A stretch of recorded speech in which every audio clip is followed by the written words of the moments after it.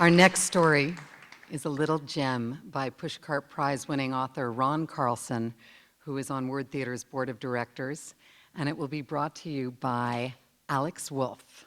2 reasons.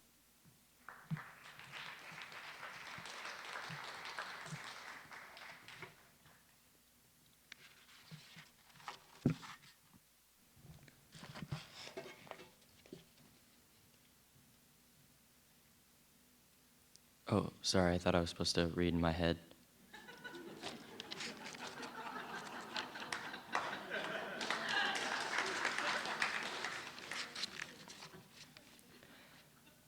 After the fall, Alan came to see Luke and sign the cast. "That's not like you to climb a tree," Alan said. "What were you up to?" I don't know, Luke said. What are the choices? Luke's long right arm and the bright white cast lay on the kitchen table between them like a remarkable science fair project. Alan drew on it a small tree and an arrow describing the trajectory. They were both 17. "There are only 2 reasons," Alan said sagely and then opened a finger with each. "Chased by feral hogs, or you're in love. Those are the only bona fide reasons a person climbs a tree." Okay, Luke said. He was looking for something bona fide. He laced his fingers carefully through the ones protruding from his cast. "Which?" Alan said.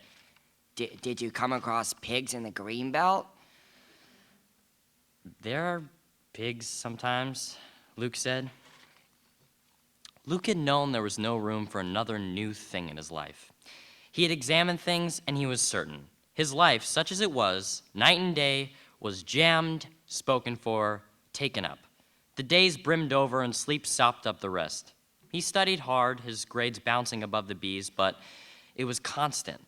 About the time he'd get history up and clear, chemistry would start to come in for a landing. He was left wing on junior varsity soccer, but he ran line to line and was still running when the whistle blew. His one-man landscaping had 10 clients in the neighborhood, and then 12. He ate sitting still with his folks when he could. He cut his hair and figured he'd save almost 10 minutes a week not combing. He read in the car and changed clothes. His time blocks grated and the friction didn't always get cooled out when he slept. He was 17 and even the year was too small for it.